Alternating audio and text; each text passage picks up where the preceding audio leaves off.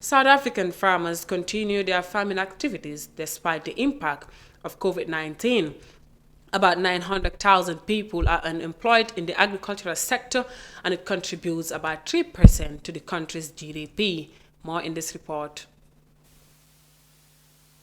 The agricultural sector continues to operate during the COVID-19 lockdown. It contributes about 3% to GDP. Around 900,000 people are employed in the sector, and it provides much needed food security for the country. The minimum wage increase may affect this. Farmers will obviously look at ways and means, one, to cut down on labor cost. In other words, they will look at mechanization, or they will reduce the number of workers.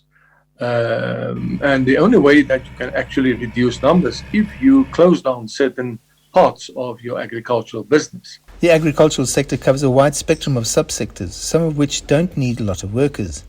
But there are sectors like deciduous fruits, table grapes and wool which do require workers. And that's where a national minimum wage can have a serious impact. One, on obviously on the profitability of a commercial farmer.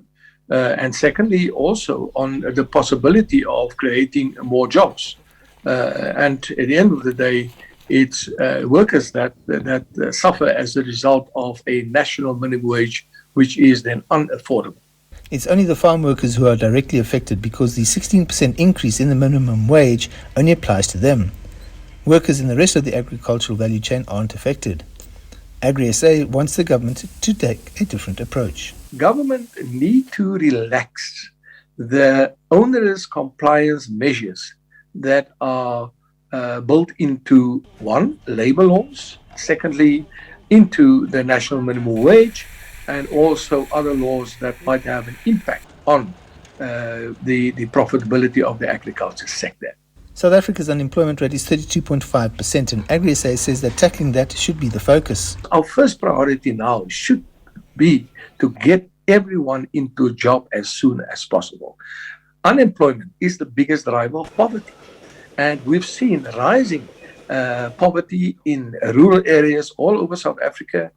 It's all about the minimum wage. It's also about profitability of those commercial farms. So it's important that there's a compromise found.